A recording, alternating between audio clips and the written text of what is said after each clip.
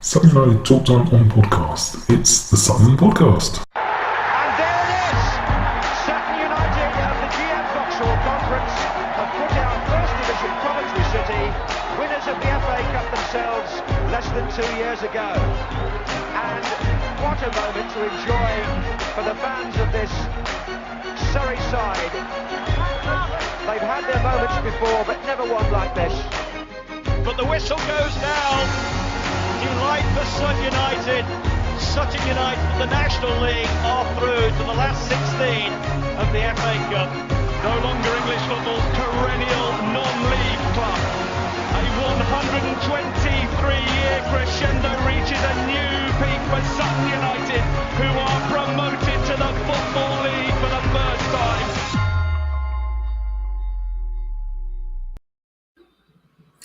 Hello and welcome to the Sunday service, Sutton United Talk Time on podcast. We are live at the moment on YouTube, Facebook, Twitter. So if you want to join in the comments, please do. I will try and keep an eye on them if anyone chucks anything in. Joining me today is Gabriel Sutton, and we will be joined in a moment with Andy Kay, who seems to have just lost his connection. We're going to be talking a little. Yeah, that's perfect timing from Andy. Well done. We'll be talking all things Walsall, but we'll be like a band-aid and we'll rip that one off. But before we get onto that, Gabriel, you from the EFL debate is what your handle is on Twitter, and you do various different articles for different companies. You know a staggering amount about the EFL, which we were chatting. A couple of us were chatting about on Tuesday before the Wigan match. And it was like we kind of head over to your Twitter page just to have a little look to see what should we know. So yeah, tell us a little bit about yourself and why do you know so much about Football League? Do you know, I get this question quite a lot, Mike, and I think I'm just quite lucky in the sense that I'm able to spend the time researching it. So someone else on my street, a guy called Steve down the road, who's a plumber, and he asked me, "How do you know so much about these teams?" And my answer was, it's part of my job. So there's things that he will do as a plumber that I've got no idea about. So if he started talking to me about rolled steel joists, then I wouldn't have the slightest clue about what he's on about. So it's just being able to put the time into researching it really, and having relationships with different fan groups like yourselves, and I've been lucky enough to sort of be able to work towards building up a decent platform for it, I guess. Yeah, one of the things that we kind of mentioned, and a lot of people don't have this, and it's a really, really, really excellent skill to have, it's twofold. When you don't know, you just go, right, can somebody tell me? Or can someone tell me anything about this? Which is actually really difficult. Most people just go, oh, I'm going to bluff this. Me, hello. And a lot of people, and when you get it wrong, you're just there straight away going, yeah, I got that one wrong. Why did I get that one wrong? Where was I going? And it's just really, really refreshing to see someone just own everything. Just say, yeah, there's gaps in my knowledge. Fill me in, guys. Tell me what's going on. And it's really, really good. So is that a skill you've learned, or you've always done that? That's a really good question. I think I've always been quite curious to learn more things, and I always think that trying to sort of bring other people into the conversation is something that I'm quite passionate about, really, because I think it is a time in certain areas of football where fans don't necessarily feel heard, certainly at the top level. And what I love about what I'm able to do in the EFL is giving fans a voice and building those links. So it's always important to me to start with hearing what the fans think. And sometimes you get responses that may be a little bit reactionary sometimes, and therefore you've kind of got to balance that, balance your own perception of something with what fans are saying. And sometimes the truth is a little bit in the middle. But no, I think I'm always trying to learn new things. And if there's something that I hear that goes against what I already think, then that's a great opportunity to sort of broaden my whatever the word is. But yeah, it's but yeah, I love hearing what fans think. Yeah, I can't believe you're breaking the news to us that fans can be reactionary and there's areas of grey. No, surely the world is black or white. Everyone hates us or everyone loves us. But we will now. Andy's back. He tried to get out, but it didn't quite work. Yeah, we will talk about Walsall. Obviously, well, I have to say, I feel like I've got a massive reputation because it was quite funny because at Wigan, 4 or 5, maybe even 6, 7 people said variations of the same thing of, Mike, are you all right? It's outside the M25. What are you doing? So we obviously know I wasn't there. I did listen and watch some highlights, and I've got the match to watch back. But Andy, was it as bad as all that? I mean, so many changes. Losing Dean in the warm-up. I think it was always going to be a tough ask. I think anyone going there thinking it was going to be an easy victory for us is a fool. Particularly those people who went on Tuesday, because our players, worked their socks off, and those changes that we made were extremely important and vital changes for the simple reason that we've got a Tuesday, a Saturday, a Tuesday, a Saturday, a Tuesday, a Saturday. We've got a really, really tough run of fixtures. One of those games is at home, all the rest are away. This is really, really stretching our side to the limit. So coming away with anything from Walsall would have been a bonus. Matt said in his post-match interview that we were probably worth a draw. I think we were worth a draw. But it was never going to be a classic performance. It was never going to be your Carlisles or your Colchesters or anything like that. It was always going to be a hard-fought struggle. Losing Dean in the warm-up was disappointing, but weirdly enough, because Walsall was so poor, it didn't make much of a difference. I mean, he had to make, I think, 2 saves in the entire game. Mm-hmm. I think it was Walsall were a very, very poor side. I think one of the poorest I've seen this season. I thought Scunthorpe playing us at home had more about them than Walsall did at their own place. So I think it was always going to be, they weren't going to get very far. So I think losing Dean was not necessarily a problem. Losing Louis, I think Kobe had a really good game actually. Kobe Rowe was slotted straight back in. I think it's his first 90 minutes for however long, and he seems much more with it. That was fine. Ricky Corboa, I think, probably by his own admission, had a poor game. Unfortunately, some of the reactionary fans, fans, are basically saying, "Oh, he's not good enough, not good enough for this level." And actually, no, you don't judge a player on one performance.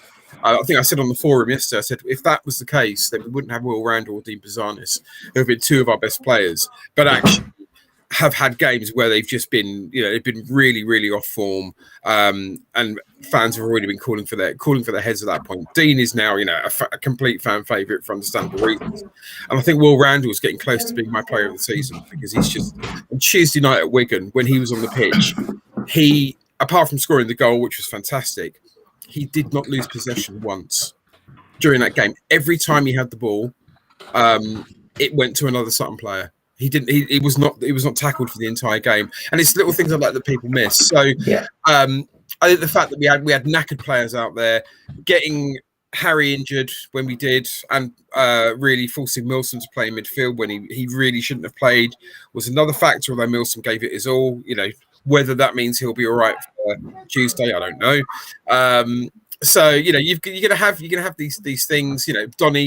Donny going off as well, very early doors, meaning we played Bugil and Bennett up front, who are 2 players that are both very, very good, but kind of need the Wilson, the Tanto sort of players to play with them. Together, they don't necessarily play as well because they're very, very similar sort of players. So it was never. I don't think it was ever in any realistic situation going to be an easy win for us. I think the penalty was very, very soft. It happened right in front of me, and it was a shoulder barge. I mean, it wasn't necessarily anything particularly dodgy.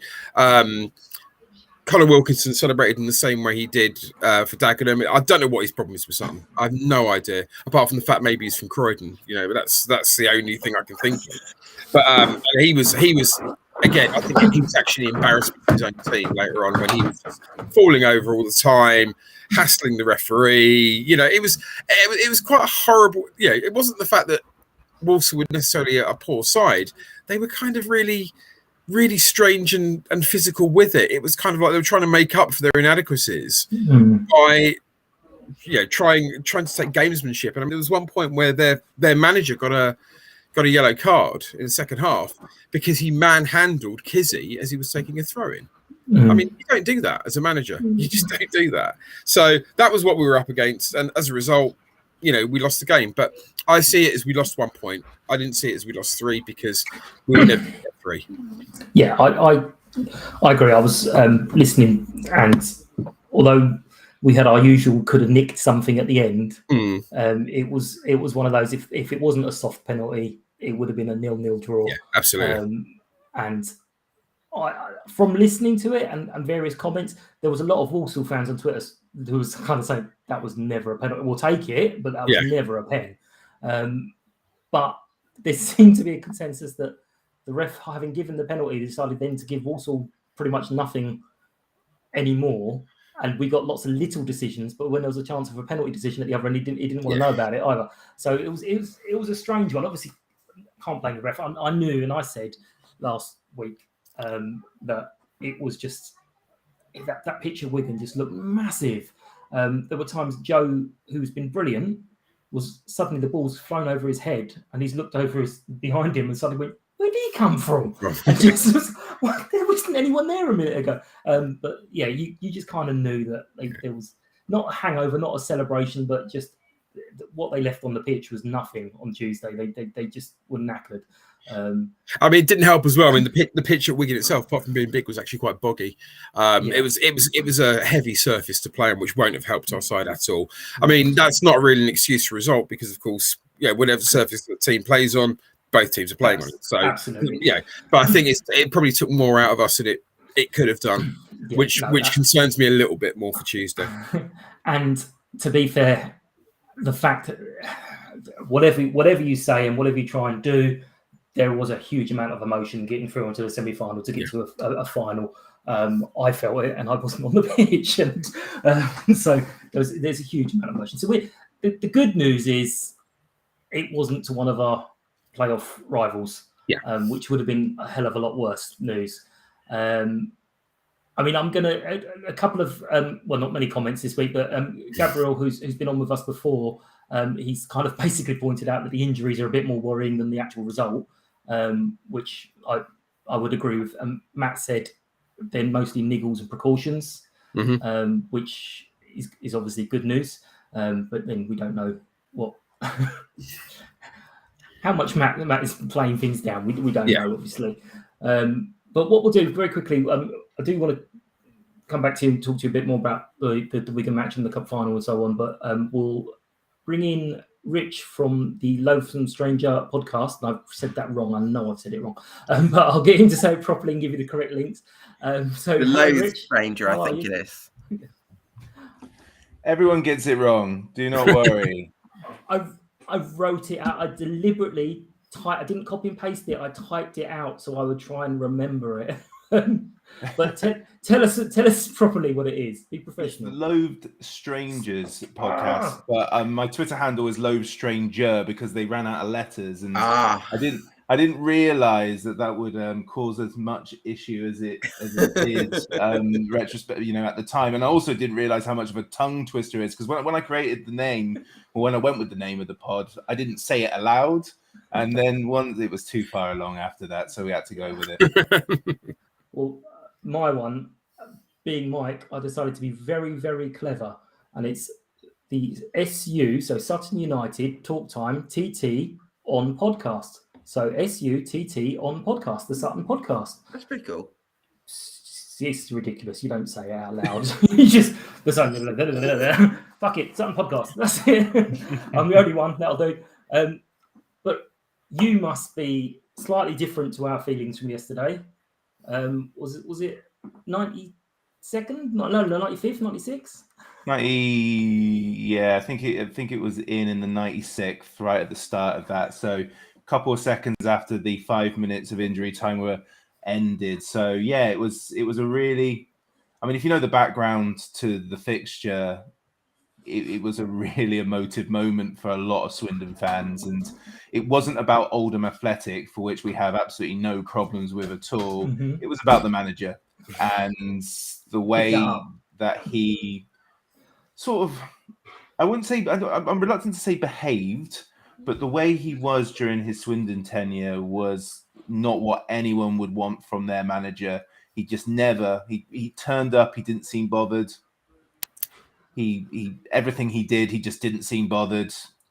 He teased us with about 11 games to go, saying he was going to resign, and then they convinced him to stay. And there's this feeling that he was very much he was a part of what almost killed Swindon, because he was brought in by the regime that did the absolute utmost to destroy us. And Oldham are going through that sort of stuff at the moment now, and there's no way on earth I would ever sort of wish any ill on any club in that respect. But for Sheridan, that was closure for us yesterday. We're not going to obsess about if he turns up with another club in 3 years' time. I don't think he'll still get stick, but I don't think he'll get what he got yesterday, because that was a nice ending, and him flipping the bird at the Swindon fans as he left the dugout at the end of the game. That was a nice the end moment, I think. Yeah, I saw that, and I did kind of. I find it difficult. I mean, we were talking about football fans being a bit reactionary, but there's a huge amount of hypocrites in football as well, where people will give dogs abuse, and as soon as someone does that, they're like, "Well, you can't do that," and it's like, "What? There's a balance here." I think Swindon fans wanted that. I think they wanted that reaction, and it was quite apparent as early in the first half that Sheridan was more than happy to shout back and give it the big ones. And what was even better is Oldham fans, that they love Sheridan so much, so they joined in the pantomime by getting so behind Sheridan. And it was to be honest, it's like, it's the stuff that you're not allowed to say you actually really enjoy watching.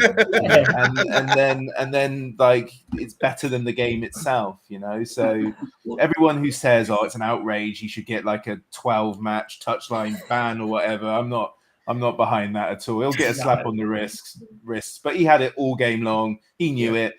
Part of the problem is we spent all but 2 games of his tenure were in lockdown. There was 2,000 in 2 games attending, so we didn't have that moment to sort of go, "Grr, you're rubbish." So him coming back was a bit of a surprise, because we didn't think he would be back in football. I don't think he thought he'd be back in football after Swindon, but Oldham always comes a calling. You'll always have Oxford between you. Exactly. On the season so far, how's it kind of going to your expectations? Are you kind of where you want to be, or? Yeah, we absolutely are. So in terms of the season expectation-wise, and obviously Gab will know all about this, Swindon were expected to go down this year based on what we encountered last summer, where, with a matter of weeks before the season, we had 6 experienced players on the books and a couple of first-year pros. We had no one else. And when that happens, traditionally, it's a season of struggle. And I think Ben Garner, Swindon's manager, mentioned it in his post-match yesterday. Swindon and Oldham are 2 teams in embargoes at the moment. And the difference between where Swindon are and where Oldham are is a real sign of how well Swindon did this year, recruitment-wise. But what we really wanted, and we knew it wasn't going to happen, we wanted everyone to just go, this season, what will be, will be. As long as we don't go down, all will be good. But we've showed promotion promise, and every time we lose now, there's all that flapping. So, when we lose, the fans go, this is out. There's a small pocket of fans that don't really rate Ben Garner, I don't think, but they've done a tremendous job, and we're in the playoff picture. We're in the automatic. It's so close up there with you guys and a couple of others. It really does depend on, how the running goes, but Swindon can easily make automatic, and we can easily finish 12th. And I think there's about 7 teams that can say that right now. It's been a good season. There've been frustrating moments, as there always are, but I honestly, nobody expected us to really, really compete. When we started bringing in people like Louis Reed and Johnny Williams, you kind of sort of went, well, we're clearly not going to go down with these guys now. But you still don't know. You still don't know how it's going to pan out, and it's gone really well. And hopefully, yesterday's sort of last gasp, emotive winner will act as a catalyst. But we'll see. We'll see. Well, I'm not sure if Andy would agree with me, but hopefully he will. You guys at our place for that first 20, 25 minutes was the first time this season that we were like, oh, maybe we really have stepped up a little bit, because all the other games we were in it, like even against Forest Green, we were in it. But yeah, it was you guys just absolutely tearing us apart for that first 20 minutes was like the first eek moment. Obviously, we've gone on since then. But how do you see the game going, Andy? Tough one. I mean, the thing I'm hanging on to is that Swindon's away form is much better than their home form. I don't know how much that is relevant in the last few weeks as such, but I know that, away from home, they were pretty much unstoppable. But at home, they always seem to be kind of almost a bit nervy at times. I think we're going to struggle to get much out of Tuesday. Again, if we come away with a point, it'd be great. But I just want to echo what you said earlier in the season. I mean, I would say a bit more than that first 20 minutes. That first half, Swindon blew us away. Johnny Williams shouldn't have been on that pitch. Johnny Williams is a Championship Premier League player. He's far too good for this level, and he bossed that entire game. And I just thought, you never like it when your team loses, but that game, walked away and went, yeah, fair cop, totally. That was possibly a slightly unfair result, I think, on Swindon. I think they could have actually come away with 3 or 4.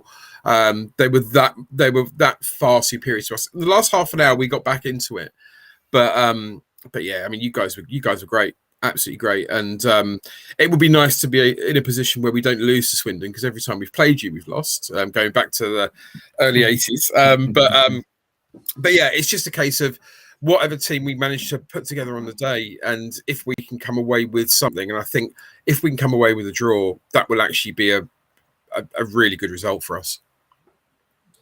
And Rich, how do you see the game going? It really does depend. I mean, we've played in recent weeks. We played Exeter at home, and we took the lead, and then we just fell apart after we took the lead. We did similar against Salford, but we've but we're getting better at home in 2022. We have improved, and we could never have sustained that away form. So we've lost a couple away this year, but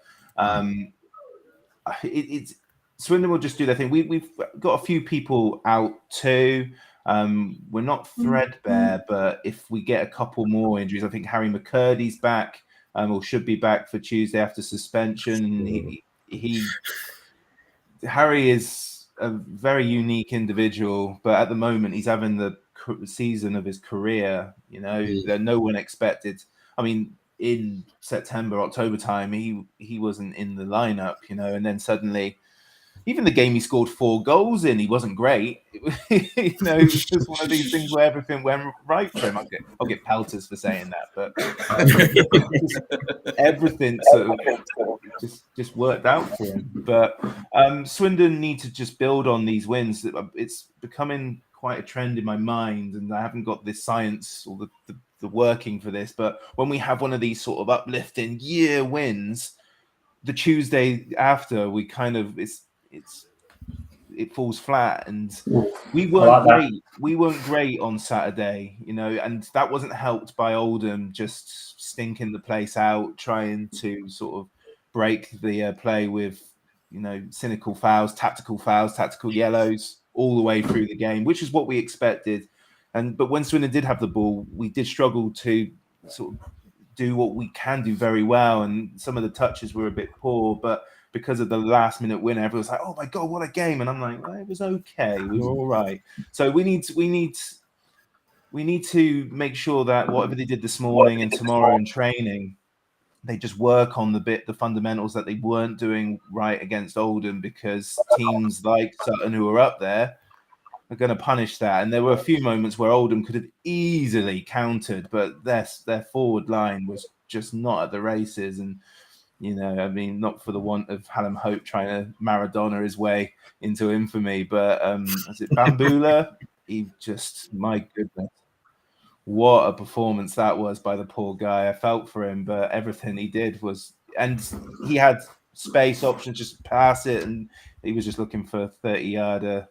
Oh dear, but there's stuff to work on for Swindon. I want to say that Swindon that they won't be going for draws now. We've got nothing else but the league. It's got to be wins. So for us to want to get that third place, I don't want to go in the playoffs. You know, we've got to attack it. And when we're cooking, we'll score 2-3 goals, no problem at all. And Jack Payne's just coming back from injury. He played well, but he was quite rusty, a few sloppy touches. And if he's back, he was good against Sutton in my mind, but he's good most weeks, to be fair. And as long as that's all going, I expect goals. But we concede, so we'll see. We just need to build on that last minute winner. We just got to do that and hope that you guys are thinking of Wembley and reserving yourself for that, which I will be broadly supportive of. So you score and concede a lot of goals, so I'm hearing 0-0 on this. Is what I'm hearing. For not very often I get this, but a neutral viewpoint, Gab. What do you see? Well, I think Swindon are making some real progress this year. I don't necessarily know if I see them getting promoted after the injuries to Tomlinson and to Cooper. It feels like that's taken away. They scored, was it 11 goals in 3 games or something along those lines, Rich, which is just incredible. And then just after that, or not long after that, I think there was a defeat to Salford, and then you get all these injuries, Louis Barry as well. And I don't know what Rich thinks, but I really like actually Josh Davison, but I feel like you need someone who can run beyond him. And I guess that if you don't really have that, if you've not got Louis Barry in the side, so I think absentees could affect them. I'll probably go for a draw for this one. Okay, perfect. Cowards. I'm not a coward. I'm saying it's going to be a draw. Cowardly. So that's perfect. You guys are welcome to, if you want to dip out or hang on, we're going to just talk about cup final stuff because we get to do that. So it's completely up to you if you want to dip out or stay in. I honestly don't mind either way. But thank you very much for all your input on that. Andy, well, first of all, last week I had Mark on and I didn't actually realise that Mark had done the drive from Wigan all the way down past London down to Cornwall. I know he said it, but that doesn't necessarily mean that I realised it. So it's huge thanks to Mark, because he didn't have to do that. And I think he only stepped in. He sort of said, "Oh yeah, if you ever need me." I went, "Oh, I've actually got a spot open." And after the match, he kind of looked a bit shocked, and I was like, "Yeah, you put yourself in there, mate." But there's a couple of little things. The tickets, we've obviously lots and lots of, not panic, but questions about tickets. And what, obviously we're not going to run out. We're taking nearly 15,000 as an initial allocation, and they've made the point it's initial. There's 2 things I want to say on this. The way they're seeming to be selling, not the club, obviously, because we're not doing it, but the way they seem to be selling it is if you buy your ticket the day they released, and I buy it 3 or 4 days later, we could be completely working round. And as I kind of said, it's like, that might dilute it a little bit, because as much as, yes, I'd love to spend this moment with some of my friends and family who would be very, very pleased for me that Sutton win, obviously, because that's what's going to happen. But there will be just that little moment of, at that final, when Dean saved that penalty, it was just looking around, there was just bear hugs going on everywhere. I don't know. Am I mental, or are you kind of along the same? I know what you mean. I think what it is that you wanna be sitting and having the experience with the people that you had the experience with going up there with. Okay.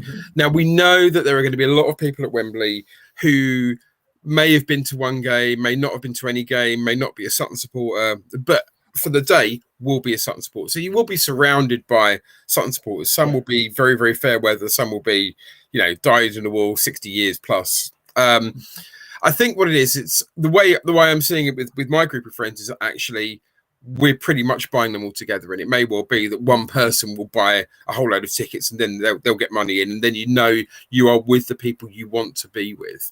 But I think also as well, it's the kind of, well, actually everyone around you is going to be supporting Sutton. And if you are a long-term supporter, it almost feels like a bit of a duty to actually almost take these fans under your wing and just basically say, right, this player is really good, this player is great, come on, cheer for this one, be great, and almost show the way. It's not an easy thing to do, but I know it is. I think part of the problem is this is a completely new experience for us. Even those who have been to Wembley before, the way this is done is completely new. We've never experienced anything like this. Going to a game where literally you have to go in a certain block in a certain area. You can't even go in the row in front, sort of thing. And I think it's that unknown that's gonna kind of like confuse a lot of people, maybe even myself. But it is what it is, and you have to you'll have to adapt to the circumstances. But I would say to any Sutton fan, if you want to be around people that you want to be with, just communicate with each other and buy tickets together, because then you're going to be with the people you most want to be with for the match. There's a little bit of hope that the club are going to go, actually, no, we're buying this many tickets and then buy them through us, so you're in this block. To be honest, I don't think that's the right thing. And I'm basing that on how the club coped with tickets for Leeds and tickets for Arsenal. Now, you remember queuing up for 4 or 5 hours to get those tickets. Okay, it probably won't be that bad, but I think it would put an unfair burden on the club and the volunteers if that was the case. If there is a window for season ticket holders to buy before others, so actually the season ticket holders are all together, or together as much as they can be, that might help things. But then there might be some season ticket holders saying, well, I don't want to sit in this block near the middle. I want to sit behind the goal. It's all going to be about personal choice as well. So again, it's kind of like, as far as I'm concerned, I don't care where I sit. I'm just over the moon to be at Wembley. I want to be as close to the pitch as possible. I know I've waited 35 years for this. There've been 3 very near misses in my time watching Sutton. I've waited too long for this to let any sort of logistical thing potentially spoil my experience. I'm going to be there as close to the front as possible. I'm going to shout my head off. I'm going to be there as soon as the gates open. I want to milk every minute of this experience as if it had udders. Well, I've also said that I've got all that kind of, I'd rather do this. And then I'm also torn more for, actually, I'm just going to buy the most expensive ticket possible because I want to be able to say I've spent that much money watching Sutton United in a football match. Well, but also as well, it might be the only time we do. I mean, okay, there's a possibility we could go to Wembley twice this season, but you don't know. You can work on possibilities or you can work on definites. And the definite is that we are going to be at Wembley on Sunday, April the 3rd, playing a League Cup final. Yeah, and the other thing I wanted to say is I've entered a couple of different competitions for a full-on VIP experience at Wembley, in which case it would absolutely be sea of bitches. I want to sit with you, but I'm not going to, I said I wanted to be with you, but now I'm upstairs. Cheers. But yeah, a couple other little things on the final. The club shop, Gareth's asked me to mention, although this is going out live and the deadline is already really, really tight. It's 11:59 tonight. You need to get your shirt orders in if you want it guaranteed before Wembley. They might still arrive, but it's 11:59 tonight to get absolutely guaranteed. So head to the club shop and you can get a replica shirt with the final details on, polo shirts with final details on, and you can even get customized stuff with numbers on the back. Although they're not offering 2022 with the numbers on the back, which I absolutely would have snapped their hands off. I'd tell you something, with the number of away games this season, this month, and how much fuel costs are going up. I mean, the credit card's taking a battering. So absolutely. I'm just thinking, it can take a bit more of a battering with the top. It's just like, do I not? But it's got to be done, I think. Also, didn't mention or didn't ask you for the players for the pod, the player of the day. Now you've mentioned Kobe. For the Walsall match, very, very difficult, obviously. But who else would you want to mention? I was thinking Stuart, to just stepping in at 45 minutes notice. Yeah, stepping in and doing absolutely nothing wrong. I mean, okay, he's a 40-year-old goalkeeper. He's experienced. He's hardly going to be spooked by this. I mean, no offense to Brad, but if Brad had gone in, making his league debut with such short notice, it could have well been he could have been a bit spooked by it. But I mean, Stuart, yes, he was not spooked by it, but then he didn't really have much to do either. Yeah. So that does show something though, where because I've seen other games, not necessarily our games, but other games where the defence don't have any faith in the keeper. Yeah. And it just causes a little bit of panic back there. And the fact that didn't seem to happen just shows how much they trust him as well. So that's really positive news for someone who's only been with us 2.5 months. Yeah. Or even 2.5 months. So I like to have 4. So if you've got a couple, I'll give you another one. Ben White. Yeah. Okay. Ben had a very solid game. Again, didn't do a huge amount wrong. Pushed up quite a lot. He was very, very attacking yesterday. When the side itself probably wasn't. But I think he had a solid game. Yeah. I'm trying to think who else stood out. I mean, there wasn't. Again, tiredness kicked in with so many of them. I mean, Omar was trying his best, but was knackered. Milson was trying his best, but he was knackered. I mean, there's always the default of falling back onto Goodliff because, again, week in, week out, he always does it. But it always feels like a bit of a cop out because he is Mr. Consistency for us. He won't have a bad game. So I'm trying to think of ones that kind of stood out a bit more, and I think I might end up having to go with Ben Goodliff as the 4th one. No worries. We will put those 4 forward and leave it to the vote. Although this one will be a bit more difficult because last couple have been quite obvious with with Enzio and with Dino. But so this one it could be spread around a little bit more. That'd be interesting. What was the other thing I wanted to say to you? No, I think we've covered everything. Wow, that's good. Yeah, marvellous. So thank you very, very much. Always a pleasure. Always good having you on. Someone who can properly talk about little things and give me a second to go, right, what's he saying? So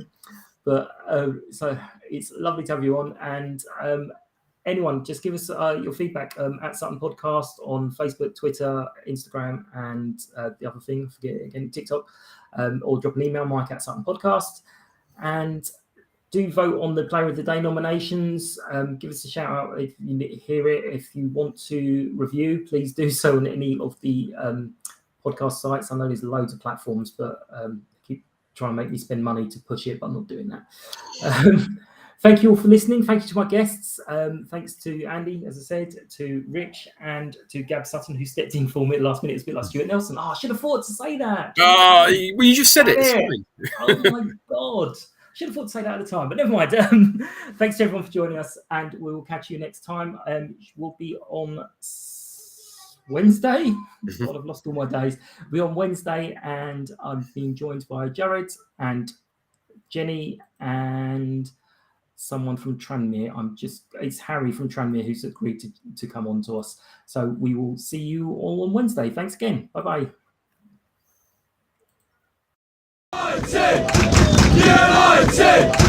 United!